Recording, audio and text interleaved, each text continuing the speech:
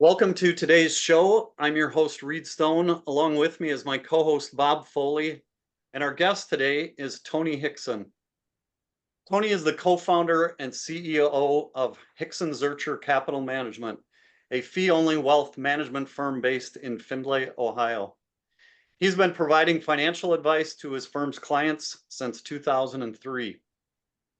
After going through a tragic experience with his mom, he now approaches guidance to his clients in a different way. Tony's view from his experience as he shares it is, I firmly believe that our clients aren't served when we only look at the numbers. His team now takes a more holistic approach when working with pre-retiree clients. They do this because Tony has seen firsthand the effects of not having a plan to live a goals and values-based life beyond career. As he notes, if finances are the only thing we consider, we overlook the well-being of our clients and the long-term satisfaction they'll receive from having a financial plan in place.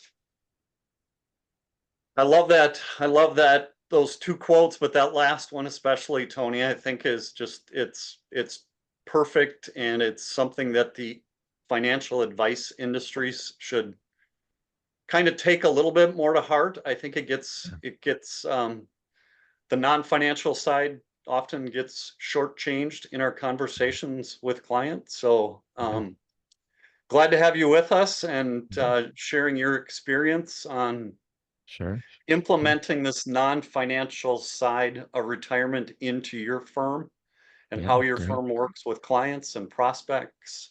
So glad to have you talk. Thanks for having me, Reed. Thanks, Bob. So I guess where we'll start, Tony, is from those quotes and from I've read your book and I've seen your TED Talk. So explain to us or share with us why your thinking or approach to financial planning kind of evolved and really turned more towards the non-financial, or at least equally the non-financial and the financial. What kind of led to that, Tony? For sure. Well, I'd be quick to say thank you, Reed and Bob, for having me on your show today. I've appreciated getting to know you a little bit better on the pre-call, so excited for a conversation. The answer to the question really stems, if you don't mind, I'll go back a few years to the beginning of my career. We were coming out of the 99-2000 tech bubble that had burst. And as of this recording, we're just celebrating the 9/11, not celebrating, we're mourning the 9/11 attacks that occurred in 2001. So our country was under this, not only the tech bubble that had burst, but a dark economic cloud as a result of those attacks. And we thought, what better time to start a wealth management firm? I don't know what was going through our minds at the time, but it was actually fortuitous in the fact that we were just coming out on the other side of that severe recession. And founding the firm in 2002 and moving forward into the 2008 global financial crisis that occurred, we had a good 5-year runway of market growth that started to help attract clients along the way. As you guys both remember, the 08-09 great financial crisis that occurred was no fun, but we were able to navigate that fairly decently and help our clients stay invested. And eventually, as with all other bear markets, that too finally passed. Well, it was around that time, late 2000s, that my mom started to entertain the idea of retiring. And a little backstory on her. She graduated as a registered nurse in 1971. And so she got a job at a local hospital working swing shifts. But once she started to have kids, a family, my older sister and myself, she found that those long hours and the stress of being a floor nurse was just too much for her. And so she sought more steady income, more regular hours. And so she landed a job in a home health agency local to our hometown. And around the mid 80s, by now hospice is very well known. We know the definition of that, but back then it was a new thing, and it's basically where the healthcare industry basically says, there's not much more we can do for the patient. Let's send them home where they can be surrounded with loved ones and familiar surroundings. And hospice became integrated into the healthcare system, and my mom really fell in love with hospice and palliative care, and eventually landed as an executive director at a local hospice agency. And it was here in this career that she had found in hospice that was her greatest significance. Her passion, her meaning was found in caring for those that were transitioning from this life to the next. But it was here that she also experienced the greatest career burnout that I've ever seen. And really, a lot of that stemmed from around the mid 2000s. Electronic medical records really began to become a thing. And my mom was very technologically challenged, and she found herself behind a desk doing administrative work, trying to figure out a computer instead of being bedside, taking care of the patient, holding their hand as they breathed their last. And she wanted nothing more after a while because of the burnout. She wanted nothing more than to retire, to exit the rat race, and to retire on a quiet life on the farm that her and my dad still lived on. And so she ran the idea past her primary financial advisor. It wasn't me. We separated family and business, which is good. And her primary financial advisor pulled out her credentialing, her experience, and her software, and ran the numbers and gave my mom the green light. She had enough money to be able to retire. Well, I was 8 years into my career at the time, and so my mom gave me the honor to take a second look to give an opinion on whether I agreed with her advisor. And so I pulled out my experience, my background, and my software, my credentialing, and I came up with the same results. And I too gave her the green light. And so in the fall of 2010, she did. She retired. And if you, I know, Reed, you're in Minnesota, so you know how dark and cold the fall can become, right? We're heading into the Yep, winter months. And yep. what we didn't realize is that my mom's significance and identity was so wrapped up into her career. She didn't realize it either, and she knew exactly what she was retiring from. But once she got there, into retirement, she had no idea what she was retiring to. And she found herself bored and wandering and lost her sense of purpose and direction. And 6 months after retiring, she fell into a deep depression, and anxiety gripped her heart. On March 22nd, 2011, my mom, Pam Hixon, chose to take her life. And as you can imagine, the tragedy that occurred at that moment, my dad, they were 41 years married at the time. They were high school sweethearts, now had no one to navigate his second half with. My sister, the mom and daughter relationship, now had no mom to celebrate her accomplishments with. My kids, her grandkids, would miss out on the blessing that their grandma would be to them as they grew up. And I was left to pick up the pieces. You see, you guys, I was one of the two financial advisors that gave her the green light to retire. And I could have allowed that experience to ruin me. The immense amount of guilt and shame that I felt was tangible. But by God's grace and the time that began to heal the wounds, and the realization that my mom's story shouldn't be lost. It should be used to help others. I chose by his grace to turn that tragedy into triumph, that stumbling block into stepping stones.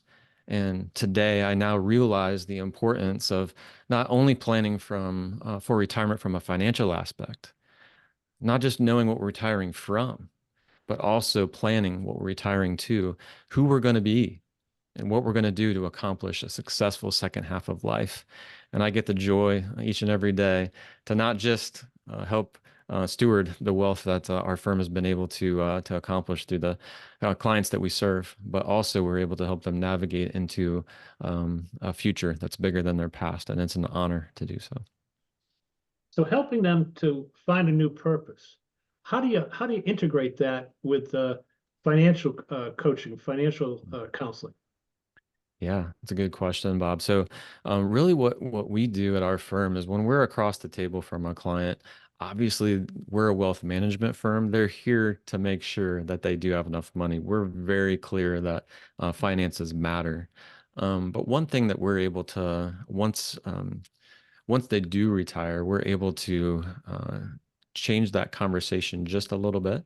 Because prior to that, they're focused 90% on the finances and 10% on what they'll do. They think they'll just, whatever their friend is doing or what they see on TV, or they'll just golf a lot. But once they're actually in retirement, that ratio flips. And they spend 10% of the time worrying about money and 90% of their time Yeah, wondering what's next. And yeah, so, Bob, to answer your question, what we do is we sit across the table and we ask them a question and we say, "Who are you?" And at that moment, they realize they can't answer that question with their title from their career. They're no longer there. And if they can't answer that question of who am I, apart from my title, apart from my career, then we've got work to do. And it's nothing, you can't answer the question with your title. We have to really discover who you are, what you value, and who you want to become in your second half. So how do you take them through that path to purpose? once they once they have that question rattle around in their minds and their hearts for a little bit, oftentimes the answer doesn't come right away.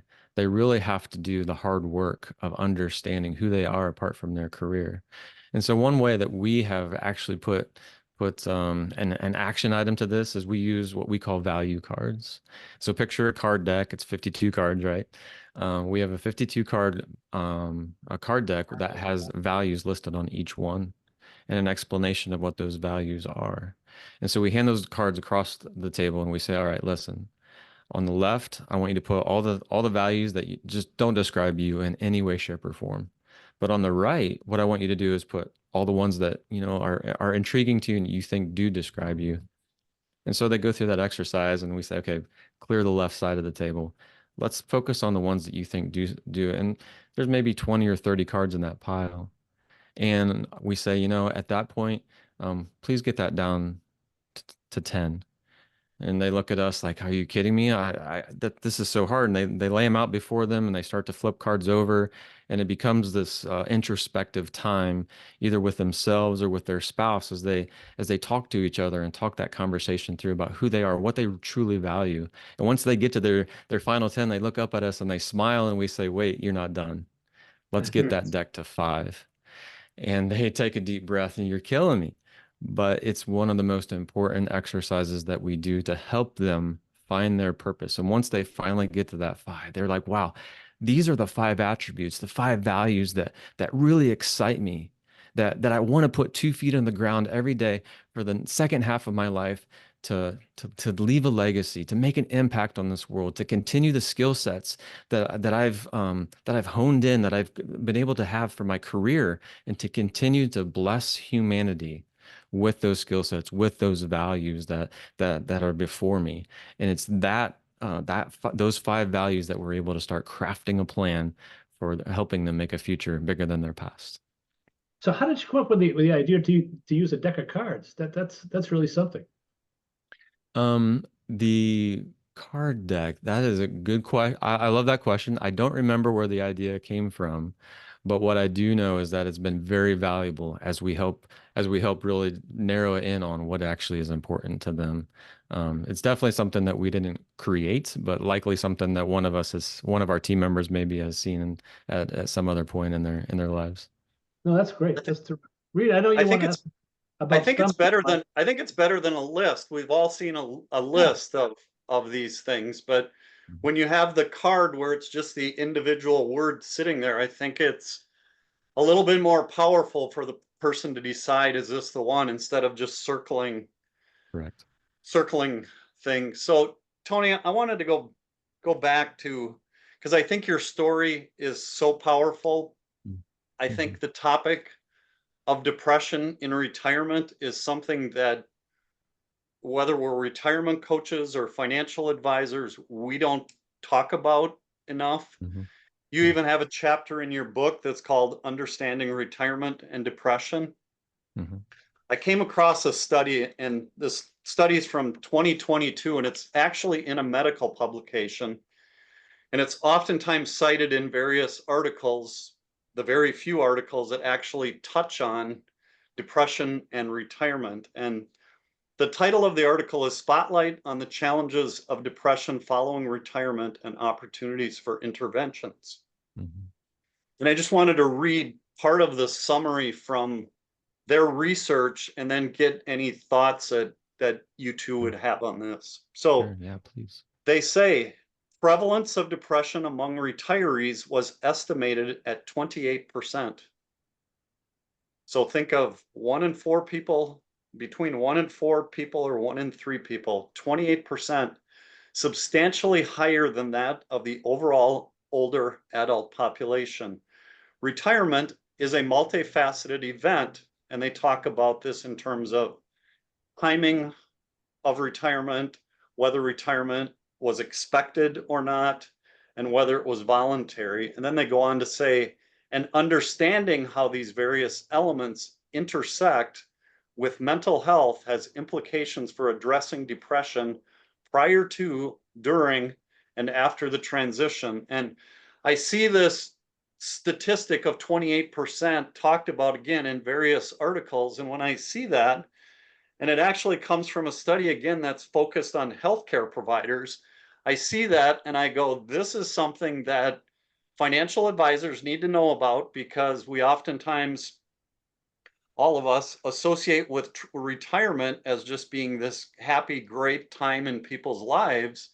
But Mhm. I think oftentimes when we're working with clients, we don't kind of understand what they're feeling, what the underlying thoughts and feelings are. And Yeah. so I just wanted to bring that up because I think it relates so closely to the story that you shared, Mhm. and Yeah. just wanted to get any thoughts you had it on this stat. You've probably seen it. I For know sure. you've got some stats in your book too, Yeah. talking about that. You've got some, good points in your Mhm. book on that chapter. So any thoughts, Bob or Tony, on just that research and that statistic? Yeah, I've definitely ran across that statistic for sure. And I think I think it makes sense, right? It's once you kind of have this idealized thing that America thinks is so great, and it doesn't maybe quite live up to that expectation, or the disruption was so large, you have a sense of loss. Let's just be quite Yeah. honest. You lose structure to your day, you lose your routine. You use the steady income of a paycheck that you once had. You lose probably some social connections because your workmates may have not retired, and that's a lot of your work family is still there. And so it's this large disruption. So it's not only the loss that you feel, but you're also possibly lost. Because if you Hmm. haven't done the hard work of preparing well for what's next from a non-financial aspect, you've golfed a lot, you maybe traveled once or twice, and you just realize that 40 plus hours a week that you used to spend in your career is still a lot of time. And all of a sudden, you end up getting bored and you're watching a lot of TV, or you're trying to fill the time, and it's just meaningless. And you lose significance.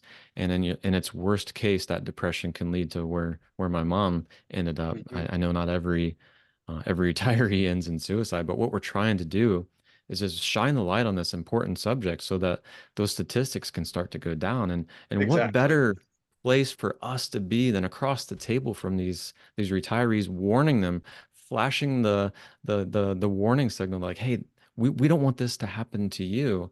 Let's engage in these hard conversations.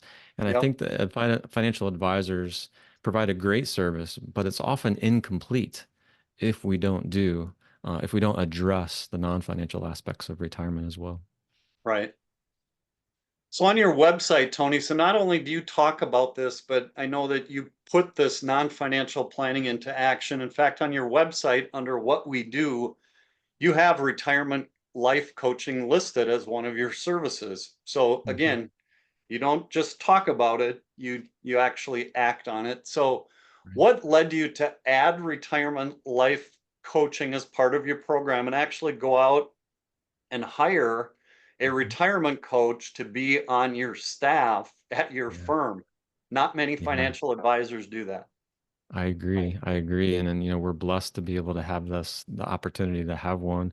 In both of your backgrounds, I see bookshelves.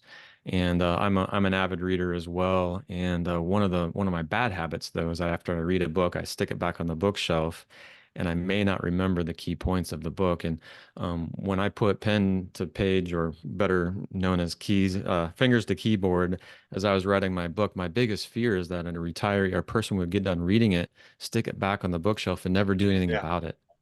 Yeah. And being, CEO, a co-founder, a person of action, just like the two of you are, I just didn't like that idea. I didn't like the fact that a retiree or person, a reader, could stick that back on the bookshelf and not do anything about it. And so, as the book was beginning, the manuscript was being published, and all of the process that I went through for that, a good friend of mine who had been a dentist, 32-year career as a dentist, was looking to take a halftime. And so that halftime concept is, you come out in the first half, you play the game hard, but no one remembers the score, right? But you go into halftime and you try to strategize, to make some adjustments so that you can come out in the second half and win the game. And he was in this halftime where he was trying to discover independent of me asking, he was not a client. He was just trying to figure out what he wanted to do next. And the way that God orchestrated that relationship is I was able to tell him about my book, my mom's story. We connected well. He became a great advocate of what we do. And so upon the release of the book, we launched our Refocus coaching service to our Okay. clients. And one of the great aspects about how we do that is we put up an iron wall between the financial side and the non-financial side. So our life coach, his name is Scott Miller. He doesn't know anything about the financial side of our clients. He has no idea what their net worth is, or how much they're contributing, or all that. But what he does know is the right questions to ask and the coaching techniques to use to ensure that these individuals and couples have meaning, purpose, and significance in their second half of life. Good. So you mentioned your book, and your book is titled Retirement Stepping Stones: Find Meaning, Live with Purpose, and Leave a Legacy. And in the book, you talk about both stumbling blocks. I think there's 10 in the book. Yeah. That can lead to retirement success, or I'm sorry, stumbling blocks that people can face as a new retiree, and then corresponding stepping stones that can help lead people to retirement success. So what are the ones that you've seen out of that list, Tony, that seem to come up quite often with your clients? What are some of the stumbling blocks? And then what are the corresponding stepping stones that people can use to overcome those stumbling blocks? For sure. Yeah, I'll just mention a few. The first one we've talked about, the loss of purpose. People don't realize how much significance they find, fulfillment they find in their career. They think that there's this great thing that's happening in retirement, but once they get there, they just feel lost. And so, as I mentioned, the best way to overcome the stumbling block, loss of purpose, the way to overcome that, to turn that into a triumph, to turn it into a stepping stone, identify your values. What's really important to you, so that you can be fully engaged in your second half. I think another one that really comes to mind is not having a plan B. So oftentimes we go into retirement, and it's just not cracked up. It's not what it's cracked up to be, right? And you find yourself bored, and you're like, man, I need some routine, structure, maybe a little bit of income coming back into my life. And so having a backup plan is that stepping stone. If retirement just isn't what you thought it would be, it's okay to unretire, right? It's okay to get back into the workforce so that you can have a successful and meaningful second half. And then lastly, another stumbling block to stepping stone I would mention is the idea, so many people just want to make that impact. And so they put together a beautifully crafted estate plan, and the document is really thick, and your attorney signs off on it, and it's beautiful, but it doesn't really activate until you're dead, right? That's the whole idea of it's passing on assets to the next generation, but you don't really get to see the impact that you can have. The stepping stone is to begin to create your legacy today. It doesn't have to wait for an estate plan. You can start building into others' lives, whether it be friends, family, loved ones, grandchildren. There's so many great opportunities for you to really make an impact and start living that leaving that legacy starting today. Good, good. So here's a question for any, and I think it'll help some of the financial advisors watching the show is, how do you introduce the topic of planning for life and retirement to your clients? How do you initially engage them in that conversation that this is part of the service of your firm? And then the second thing is, when you were talking about a book, writing a book, that's my fear with books. A lot of times we read them, we put them on the shelf, and then we kind of forget all the good things that are in there. So how do you then, once you introduce it to clients, how do you keep that topic relevant and at the forefront of your planning process with your clients? Yeah. Yeah, as far as introducing it to them, it's different, right? You don't typically find this in our industry where someone would actually care about you from a non-financial aspect. That's not normal, but we do. And I'll be completely honest with you. Not all clients are willing to accept that help, right? And that's Okay. okay. Yep. I think it's just important as we articulate what that service provides for them. We're not therapists, right? Scott is not a therapist. We're not looking back over your life and coming up with all the times you've been victimized. This is a coach. Picture Bill Belichick and Tom Brady, right? Bill Belichick's goal was to get the best out of his players so that they could go out and win the Super Bowl. And that's really what our life coaching service does, is it just helps them, motivates them, it clarifies who they are, who they want to become, who they're taking with them along the way, how they can start leaving that legacy today. And those that grasp onto that and really want to make their future bigger than their past, it's an easy conversation at that point to really then engage with our curriculum, our content, and then as you mentioned, how do we keep it relevant? The goal of our program that we put our clients through is after they've articulated, identified their values, determined what their path is, determined who they want to take with them, and started to really make that legacy. They have a beautiful retirement summary plan before them, right? So it's not Money Guide Pro or eMoney and a 42-page thick document of all these Monte Carlo analysis. It's a life plan. It's a blueprint. It's a roadmap. That's just as a financial plan is always in need of tweaking and updating as life circumstances change. The retirement summary plan is a living, breathing document that needs the same tender, loving care that a Money Guide Pro plan does as well. And so we have baked it into our process as a firm to constantly, just like we would cover tax planning strategies or charitable planning strategies, we also cover life planning strategies as well. So the topics will continue to come up at client meetings, updating that plan, the non-financial plan, as well as updating the financial plan. So the conversations continue. Okay. That's correct. Yeah, good. That's right. Yeah, I think that's one of the challenges is for financial advisors is it really needs to be built into their processes. And if they can get it built into their process where there's follow-up, I think that's where I see some of the breaking points are within the industry is it's easy to talk about the topic once with somebody and talk with them about purpose and talk with them about social connections, but then a lot of times it stops. And the clients kind of forget about it and go on with their lives, and then the discussion doesn't continue. So so let me ask kind of that same question, because you have a staff, you have a pretty large staff at your firm now. So part of integrating this type of planning also is educating your staff and making sure your staff is including it in all of your processes. So tell us a little bit about that. Did that take some time to integrate that firm-wide and get buy-in from, you've got younger staff, which I think it's hard sometimes for younger staff to visualize retirement because they're not really thinking that far ahead. That's kind of a foreign concept to them, other than their grandparents or parents maybe dealing with that. So tell us a little bit about training the staff and getting them to buy Mhm. into this Yeah, it's a non-financial perfect planning. question. Yeah, it's a perfect question. So we're a staff of team of 12.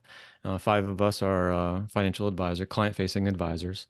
And so yeah, when we onboard a new advisor, one of the key things that we do is we require them to read my book, right?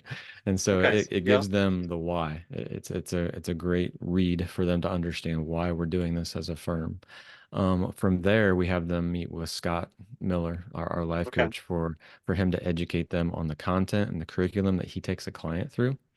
And so it's easy for them to understand the why, and it's also the book explains that very well, and then it's also very easy for them to understand the content that we take a client through. And by the time those things are done, they're very excited to be able to offer this. Yeah. In fact, the CFP board themselves are really encouraging certified financial planners to really help focus on that behavioral side of retirement. Mm-hmm. They're starting to understand that focusing on the numbers is a great service, but it's not a complete service. And so they're even getting motivated from their designations as well, to be able to offer this as well. So once the client has gone through the program, then turn it back over to our normal process where Okay. throughout the year we're talking about tax planning, charitable giving, estate planning, and then a retirement plan summary review as well. Okay. Talk about the values that the value of offering this to your clients. So what you see as a benefit to the client, and then what's the benefit to the advisor of doing this? Because I think when advisors look at adding any other services to their menu, they kind of look at, well, that takes a lot of time and they're already doing a lot of things for their clients. But I think there are, and I know there are a lot of benefits and value to providing this for your clients, but there's also benefits to your firm of doing Mhm. this too. So can you talk a little bit about that? Yeah, yeah, for sure. Yeah, for those who are engaged in the industry, one of the toxic words that are going around the industry right now is fee compression. It's fee Yes. compression, right? And so, any conference that you attend, any magazine you read, any article that's posted in our industry is how can you differentiate? How can you differentiate? The person down the street's doing Roth conversions, and so are you. You're a commoditized product, and so why not just hire a robo advisor at that point? And so we think that it's super important in order for an advisor to differentiate from a highly commoditized industry to be able to offer this very human touch aspect, this human touch department, this human touch program like life coaching. And so, yeah, we don't charge, it's included in our asset management fee, right? The Okay. client doesn't Yeah. pay extra for this service. Yeah. It's just the right thing to do. And so it helps me sleep better at night knowing that, again, my why is strong. I saw what happened to Yep. my mom. So Yep. my why is a big deal. And so it just helps me to sleep better at night knowing that I receive a text or an email or a compliment that's saying, thank you Hmm. for that program, Scott.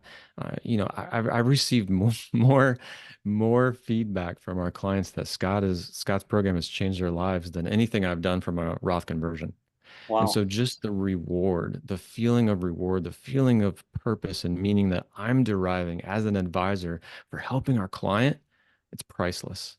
Absolutely priceless. It's worth every investment of every dollar and every second we've spent on developing this curriculum. It's worth every penny. And I would guess, Tony, that many of your clients who've gone through the coaching and have given you this feedback have also told their friends, their family, their coworkers that, hey, my financial advisor does this and here's how it's helped me. So I think it ends up being not only great goodwill for your firm, but it differentiates you like you talked about, Yeah. but it's got to bring clients your way at some point, because there has to be people who you did not work with on the financial side who may have approached you and Scott to help at least with the non-financial. So again, from a differentiation standpoint, it seems like it's a great client attraction tool. Whether or not a financial advisor needs help with their marketing, that's kind of a debate in the industry too. And it's something that I've heard that I don't need help with marketing, but I think anytime you can do something like that, where clients are coming to you for something that's different than anybody else is offering, is a complete differentiator for financial advisors. And clients kind of, to me, sit on two sides of this. And Bob, you can chime in too from clients you've talked with, but a lot of clients don't know that this is a problem. And some clients are looking for help in these areas, but they just don't know where to find it. So now you have provided a resource for people to delve into those topics that oftentimes are overlooked. And retirement, as you know, is there's too many articles where it's focused just on the number side, just on the financial side. Are we ready for retirement? And it's only approaching it from the financial perspective. So I wanted to ask you again and get a little bit more detail on your Refocus Coaching Academy, because I think this is a really something great that you've come out with relatively recently. It's for financial advisors. It's to help train financial advisors on how to implement this non-financial retirement planning for their clients. So why did you decide to create the program with everything else that you've got going on? And then what's included in the program? Maybe kind of walk us through how that would look for a financial advisor taking the program. Yeah, for sure. Well, I feel like we're a bit on the leading edge of this conversation, and the whole idea of the non-financial aspect of retirement. At this point, there are advisors who are wondering, like, why would you do this? To your point earlier, Reed, you had mentioned there's enough to do. All right, we don't need to spend, we don't have any more hours in the day to add another thing. But because we've been on the leading edge of this conversation, we've really received some really great recognition on this conversation throughout the country. We've been profiled on CBS Evening News. I was picked up by Michael Kitces, who has a very successful podcast as well. I've given a TED talk on the topic, and I've had Market Watch articles written. The list goes on, and I'm not revealing that to be prideful. That's not my intent. My intent is to simply say that being on the leading edge of that conversation has driven a lot of interest from financial advisors across the country, because inherently humans don't want to recreate the wheel, right? We want to mass produce the wheel. Yeah. And so financial advisors have been in contact with us due to the success of the book, the success of the program, and they're like, how can we do what you're doing? And so it just basically came to mind that one of the best ways to allow an advisor in Minnesota or Massachusetts or California to replicate what we're doing is to teach them how.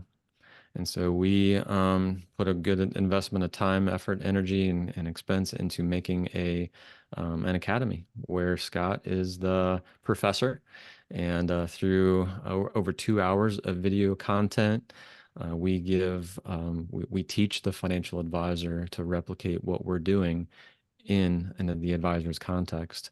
As along with that, they're given the PowerPoint presentation. They're also given over 20 some worksheets that have all been approved and trademarked for their use. We give them the value cards for them to use in their client context across the table. And we give them basically the three ways that they can implement. The first way is, they can go so far as to hire a life coach. That's great. The second way is to conduct workshops. So what we do is we deliver this content in a workshop setting to a group of clients. It's a fun time. And then number three, it's just integrating it into the normal workflows of the client review schedule. And all of that content, plus, and one thing that we wanted to be clear of is we wanted to clear the way of any competition. And so it's not me teaching it. It's not like the advisor would ever have to, oh, Tony Hixon, he's a financial advisor. I don't want to Right. allude to that at all. And so Yeah. what we've done is we've white labeled the story to be able to, they can even show a professionally produced video of my story that is really non-threatening to the advisor, that I'm not trying to go after their client. I'm literally trying to help the advisor implement or access and implement and learn how to replicate what we're doing in their context across the nation. And it's been an exciting adventure. Awesome. Bob, any last thoughts before we sign off today? No, it's just it's a tremendous program, Tony, and it's something not only that we know is needed. And the funny thing is that we found in our practices is the people who approach us, about 50% of the people that approach us are the adult children of retirees, because they don't know what to do for them. They know there's a problem, and they want to help. Anyway, we definitely salute you and wish you all the best. Great. Thank you, Bob. I appreciate that. Tony, before we end today, is there anything else you'd like to share? Anything that we missed that you'd like to point out? Yeah, I think I'll end it. If you don't mind, I'll just tell one last story Sure. to kind of affirm what mom's impact has been on this world. And so I'll take you back to 2019 when I finally drew a line in the sand and I said, I am going to write this book. It's in my heart, it's in my mind. I've got so much learnings, and I can sit across the table from a client and deliver those one-to-one. But how awesome would it be if I could put that into a format where it could be read for generations to come across this great nation and across the world? So I pulled my chair up to my desk one morning in late 2019, and I started to type those words out. Little did I know, a few short months later in March of 2020, COVID would strike. And not only were we navigating the COVID policies of running a wealth management firm, the fastest bear market in history, client concerns, all of that, but I continued to peck away at my manuscript over that time. I concluded my manuscript in the fall of that year, delivered it to my publisher. Their report back to me was, Tony, it's 28,000 words. That's a large pamphlet. Try again. So I got back to work and I tried to beef it up a little bit more. And I'd finally gotten it to where I wanted it and where the publisher accepted it. It went through 3 rounds of editing. The first would be the copy edit, and my manuscript was assigned to Lisa, whom I immediately looked up on LinkedIn, only to find that Lisa was a doctor of literary science from Harvard. Okay, that's cool. Well, 5 weeks later, I got my manuscript back. And if you've used the track changes function in Microsoft Word, you know that when there's a change, it turns it red. And when I opened up my manuscript, I saw a sea of red. And quite honestly, I was devastated. I've put over a year and a half of time and an investment into this project, and this lady destroyed my work. And I was just so angry. I invited my business partner down, and I said, "Look what she's done. She's ruined it." My business partner, Adam, put his hand on my shoulder and he said, I understand how you're feeling, but you can't stop now. I went home that evening and I showed my wife. I opened it up on my iPad and I said, look what this lady, she thinks she's a doctor from Harvard and she can destroy my work. She's, how could this happen? And she too put her arms around me and said, Tony, you wanted to honor your mom's legacy. I believe in you. Keep going. And later that night, I shook my fist at God and I said, how could you let this happen? A year and a half of my life devoted to this thing. I don't have any more energy. I don't have any more time. And I've never heard God speak audibly to me, but in my heart, I heard him say, Tony, I gave you a doctor of literary science. You're welcome. And with that, I was excited. I couldn't wait to get back to the office to see the improvements that Lisa had done to my manuscript. My manuscript would be not near as good as it was without Lisa's help and involvement. Well, it took me an extra 5 weeks to comb through the edits that Lisa had given. Took a lot of time. Around that time, it was February of 2021. I decided to call up a good buddy of mine that had recently retired. Corporate CEO, very type A personality. He had retired the fall before, and I just wanted to check in and see how he was doing. We met at the local coffee shop, and when he came in through the door, he was a semblance of the man that I once knew. Hmm. See, something was wrong. Something was missing. We sat down and exchanged cordialities, and once we got through that, I decided to try to dig a bit deeper. And I looked at him, and we'll call him Joe. Joe, how are you really doing? And in a moment of honesty and vulnerability, he decided to open up with me, and he said, "Tony, I'm not well. Hmm. Something's wrong. I retired thinking that this would be so much better, and I've spent time with grandkids, and I've traveled a bit, and my philanthropic interests are being satisfied, but something's missing. I just feel like I've lost my way, that I've lost my purpose." Need I remind you guys, I was 5 weeks into my edits at the time. Hmm. To say that I knew my content is an understatement. I knew it cold. And I was able to sit across the table from Joe and deliver some of the content that we've talked about today. And by the time that hour was complete, I saw a smile on his face, and we hugged and departed. And later that afternoon, my wife Carrie came into town so that we could have lunch, and I couldn't wait to tell her about what had happened. The book wasn't released yet, and it wouldn't be for another few months. And yet the story was already having an impact on a good friend of mine. Well, wouldn't you know, we sat down, and I received a text from Joe. And far be it from me to be one of those people that stare at my phone the whole time while I'm at lunch with my wife. So I asked permission, "Carrie, is it okay if I check this text?" And she said, "Absolutely, please do." I checked the text. It was from Joe, and he said, "Tony, thank you for your time this morning. Thank you for sharing your story. Whether you know it or not, today, you quite literally saved a life." Hmm. You guys, my mom was a nurse, and as such, she cared for her patients well. I'm a financial advisor, and as such, I care for my clients well.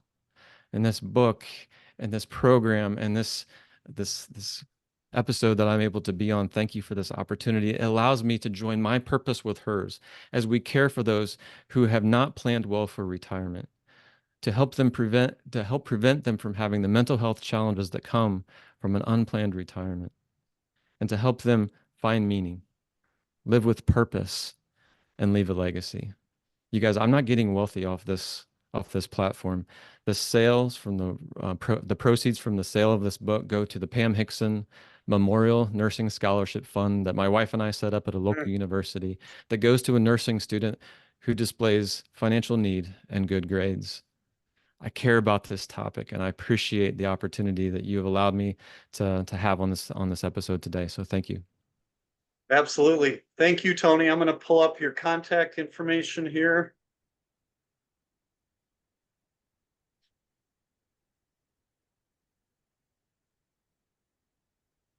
So Tony's contact information, you can learn more about Tony and both the personal side and his business side. hzcapital.com, tonyhixon.com. Again, his book is Retirement Stepping Stones: Find Meaning, Live with Purpose, and Leave a Legacy. If you just Google TEDx Tony Hixon, you'll find his TEDx talk. And for financial advisors, you can find more about the Refocus Coaching Academy at refocuscoaching.academy.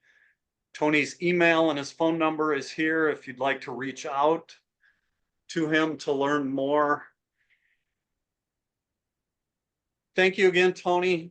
And thanks everybody for joining us on today's episode. We'll see you next time when we continue exploring retirement and longevity planning beyond the numbers.